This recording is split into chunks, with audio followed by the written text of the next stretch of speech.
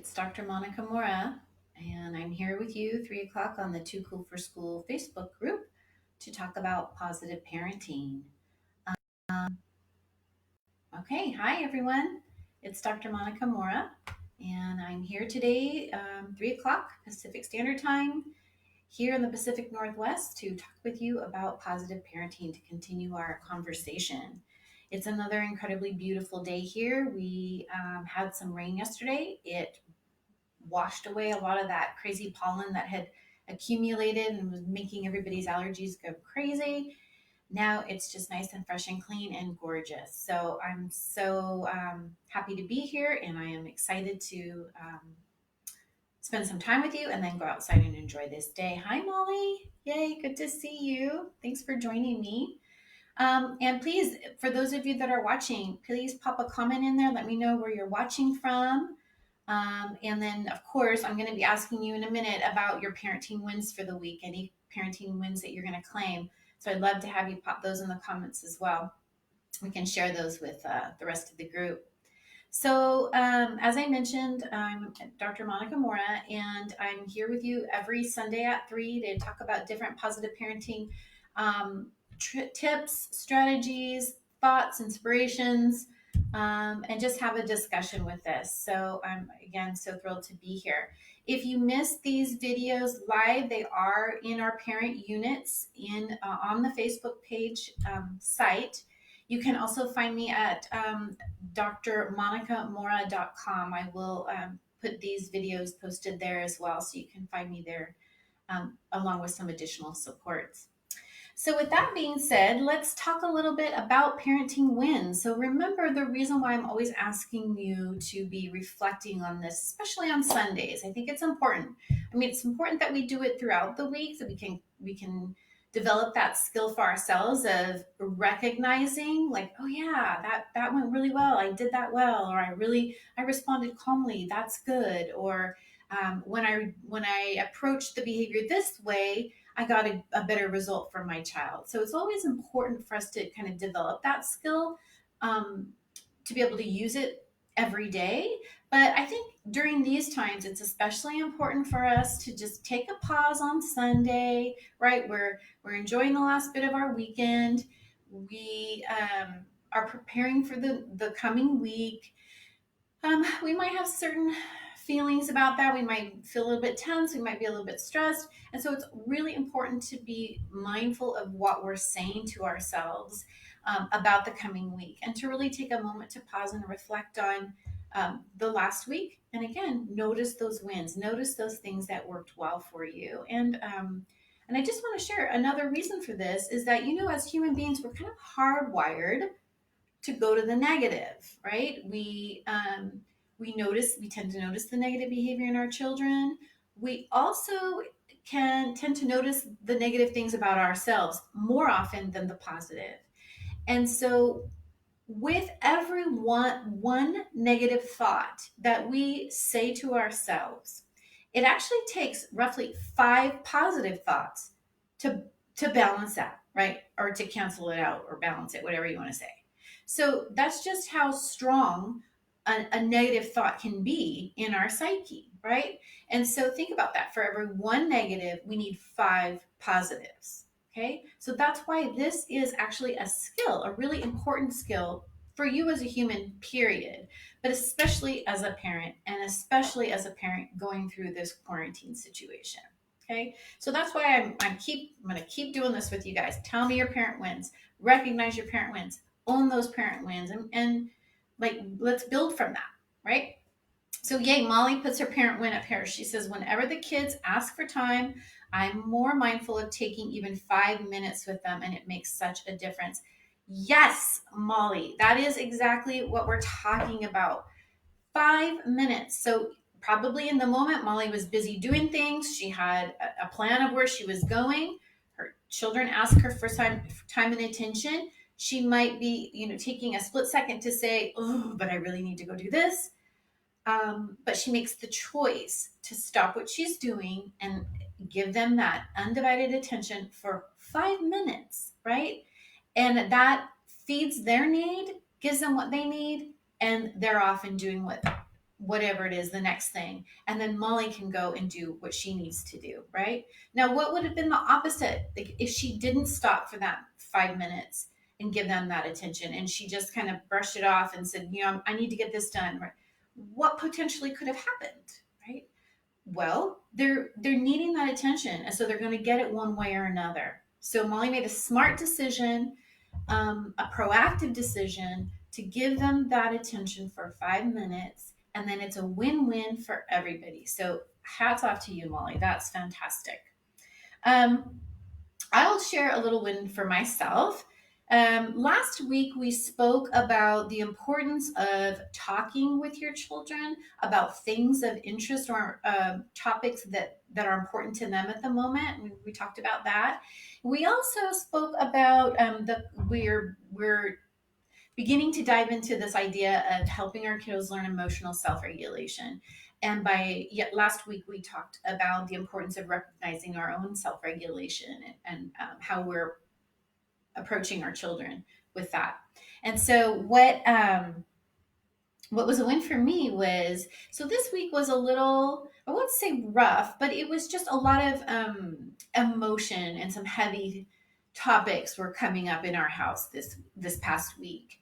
It's been quite a long time here in Washington State with this quarantine, and so my children have some evenings, some nights where they wanted to talk, and it was bedtime, of course. That's usually when it comes up, and they want to talk about these issues, about why, right? Why is this still going on? Why do we have to stay home? Why can't I see my friends? How long is this going to go on? Like, what is the exact date? I want to know, right? And these weren't quick conversations that I could have. They were a little longer than the 30 seconds to 5 minutes.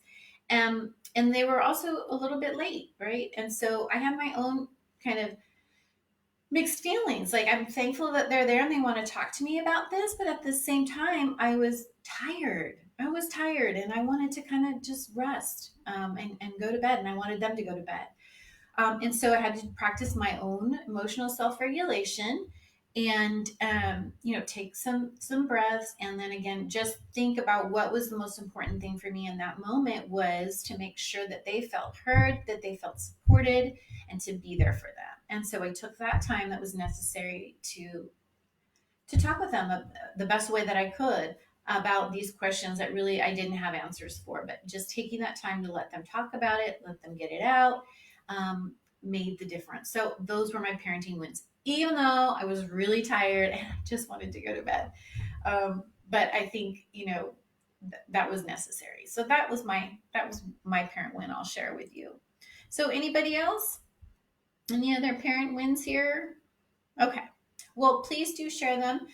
If you feel so inclined, it would be nice to share with the community here. So I mentioned in my parent wins the things that we spoke about last week, and just to highlight a little bit more about the first strategy that I spoke to you about was talking with children. And remember, this is about things of interest to them.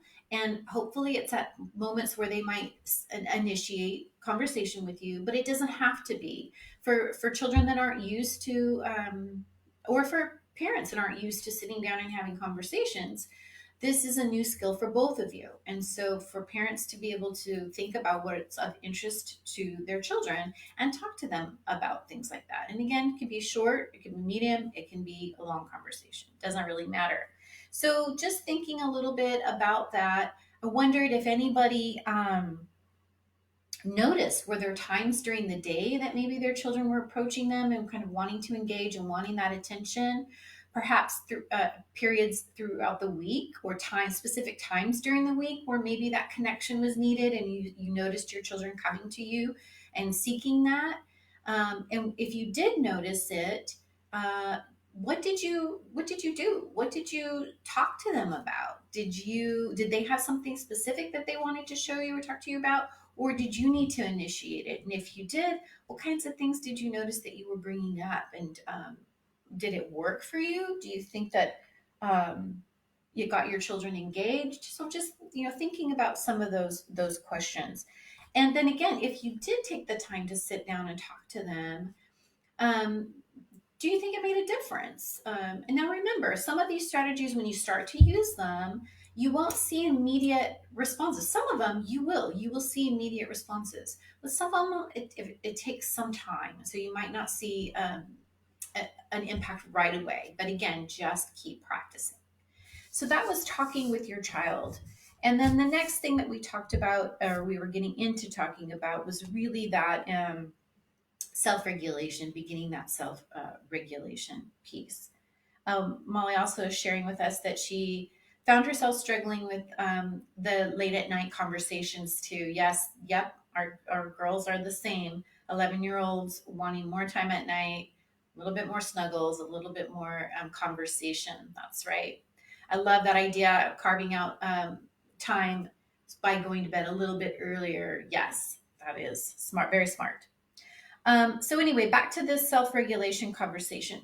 So what we spoke about last week is just how much this is a critical life skill for our children to learn. So disappointments, setbacks, frustrations, irritabilities, all these things are natural parts of life.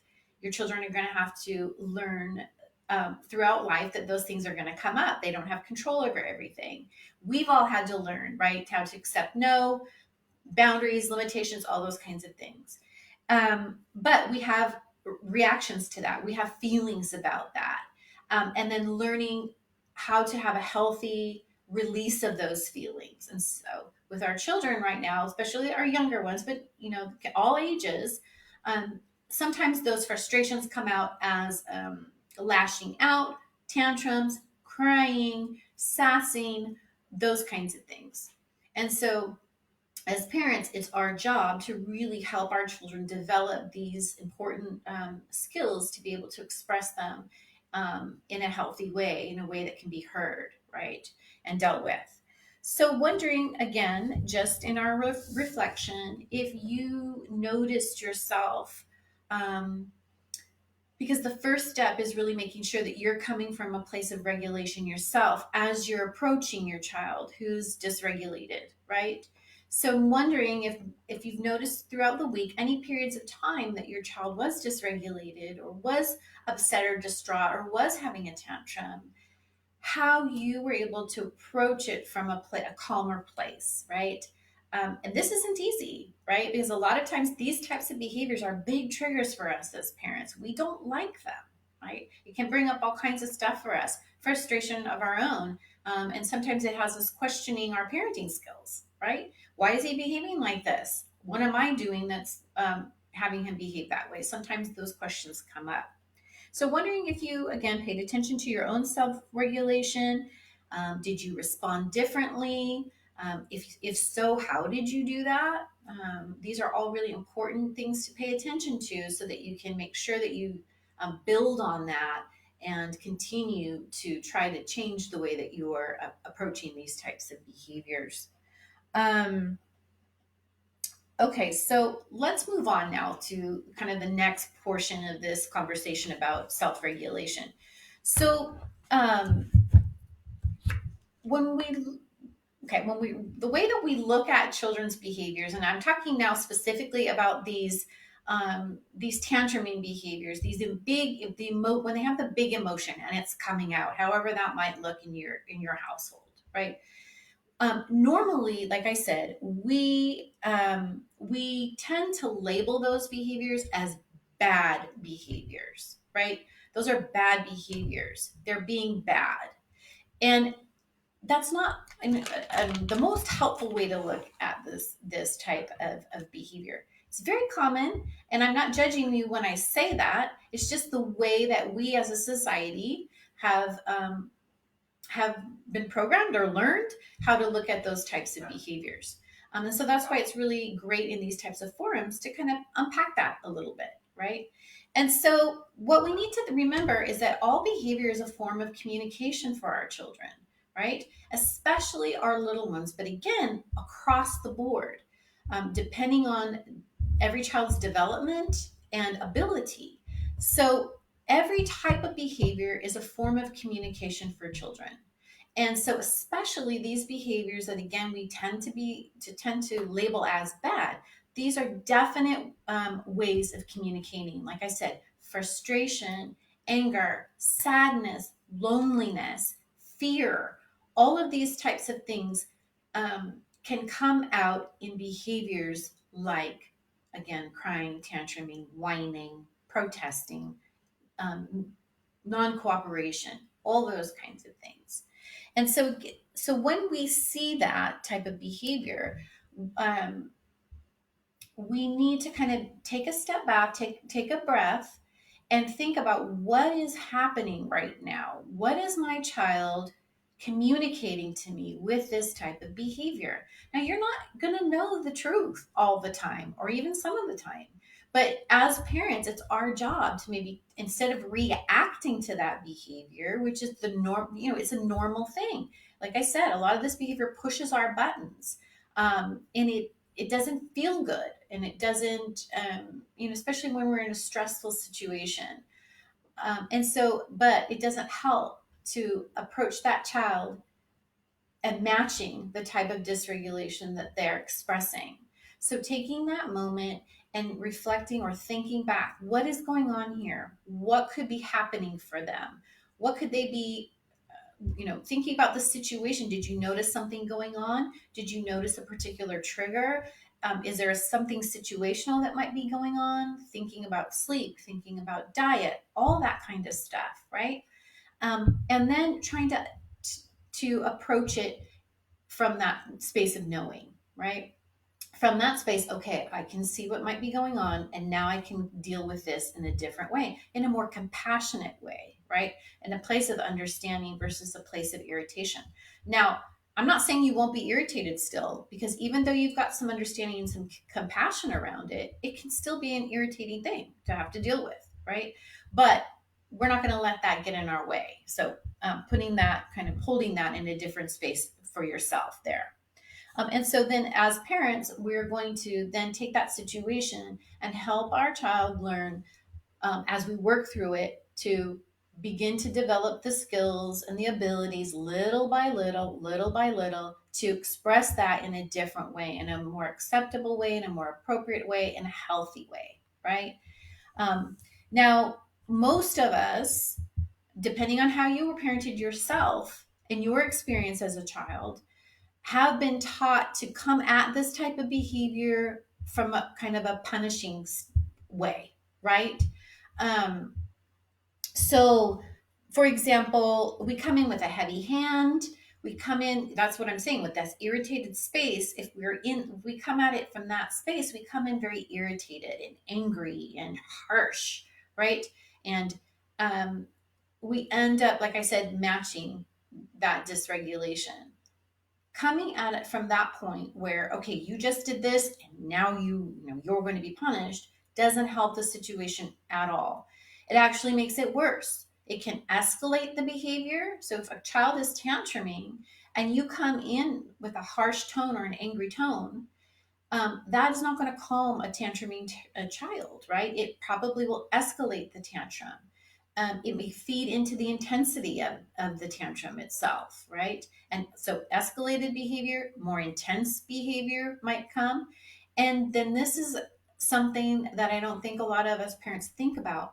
When you approach that child from that standpoint, what are you teaching the child in terms of how to respond to someone in a similar situation, right?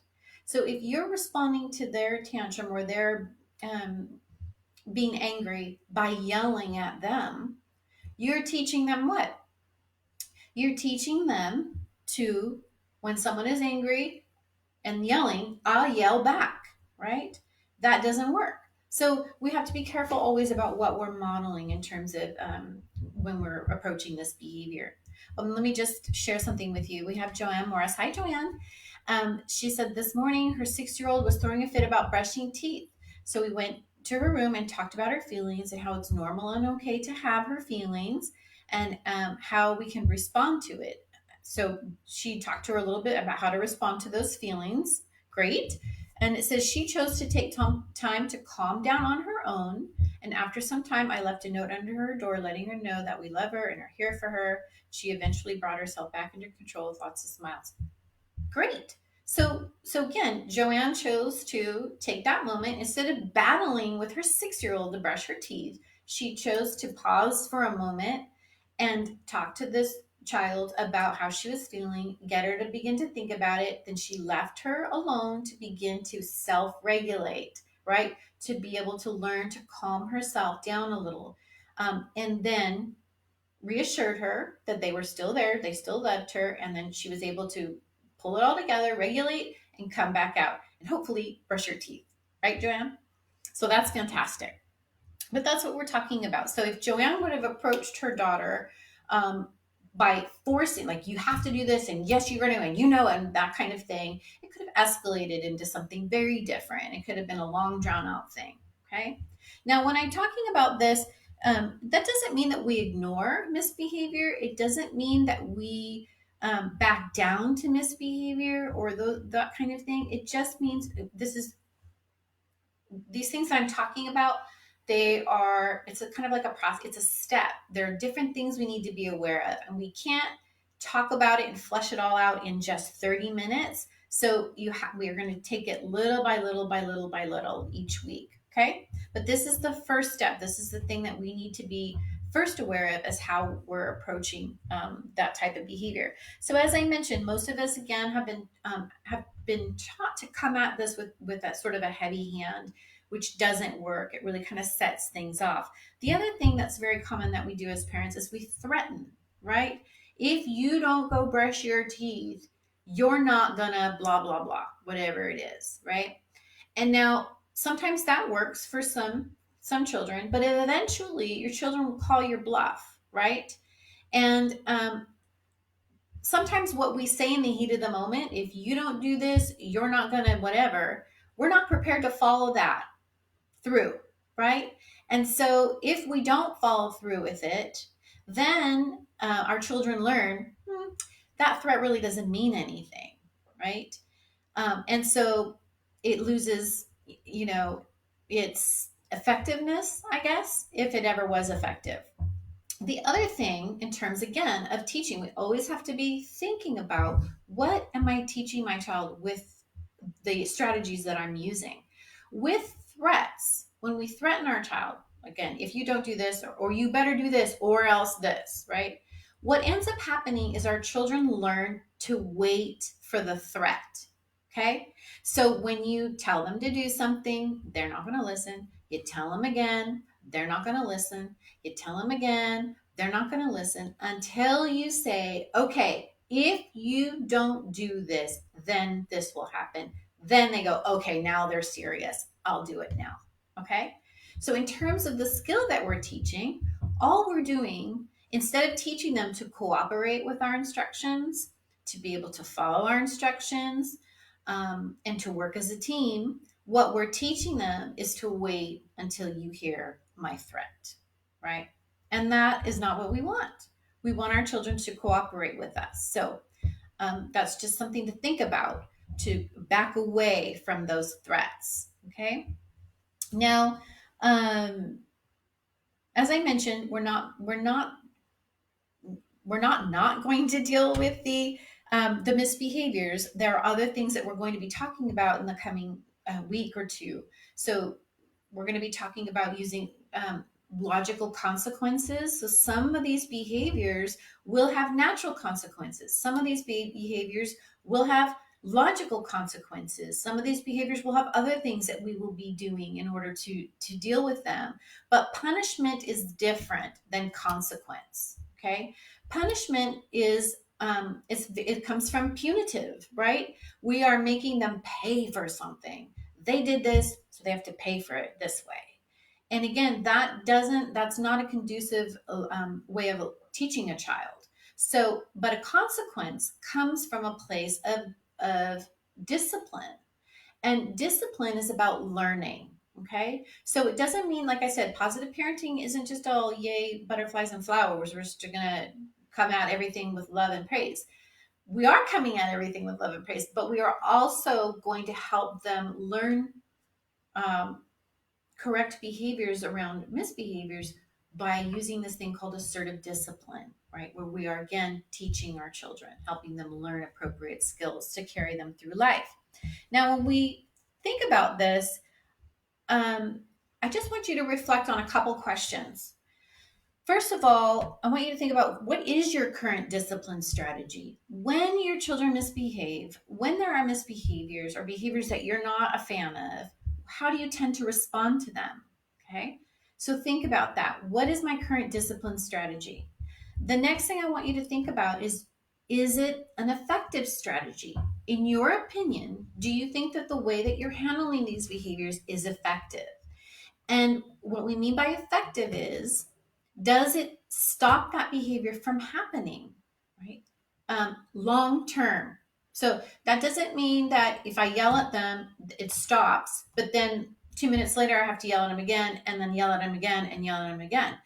That is not the definition of effective, is it? So effective means it stops that behavior from reoccurring. Okay. So thinking about your current discipline strategy, is it effective? The next thing I want you to think about is, what is your backup plan? So if your current discipline strategy doesn't work for some reason, what do you back it up with? Okay. Um, and just be honest. So there's no judgment here. We're just trying to build our awareness so that we can make those positive changes. So for example, if you're a yeller, right? And a lot of us are. If you're a yeller and you're yelling at your child and that gets them to stop, if you yell and they don't stop, what is your backup? That you yell louder, right? Or does it progress to something else? So thinking about that. And then the final question I want you to ask yourself is, what does my current discipline strategy actually teach my children? Okay. And so I'll just stay with my example of yelling. If you're a yeller and you approach these misbehaviors yelling all the time, what does that teach your child to do? Yell. Okay. To express themselves by yelling. Okay. So again, this is just, it's just, these questions are a way for you to start paying attention, thinking long term, is this really working? Is this really effective? Am I teaching my child really what I want them to walk away from this exchange with? Okay. Now, some of the things that we've already talked about help with set the framework for this development of self-regulation. So in some of the videos, like in video 1 and 2, we spoke about sitting down and setting out some ground rules and some agreements about how we kind of want to be in our home together. Now, all of this is making sure that the expectations are clear and everybody knows what they are, right? The expectations for how we behave and how we are in our family, everybody knows what they are. And so then we've set that framework there. We spoke the week before about that directed discussion, actually 2 weeks ago, I believe. Directed discussion also helps, again, helping moving towards self-regulation, about just sort of prompting, cueing our child, and letting them self-correct there. So again, that's kind of the lower intensity. So some of the strategies I'm going to talk to you about, we're going from sort of the least intensive types of strategies to the more intensive types of strategies. And we always want to start kind of with the lower intensity strategies. We don't want to come out and use our, most intensive strategy right away, because that doesn't give us a place for a backup. So remember that question I just asked you about, what's your backup? If you go for your your biggest strategy right away and it doesn't work, you don't have anywhere else to go, and you will fall back into those not so helpful, more punitive styles of parenting.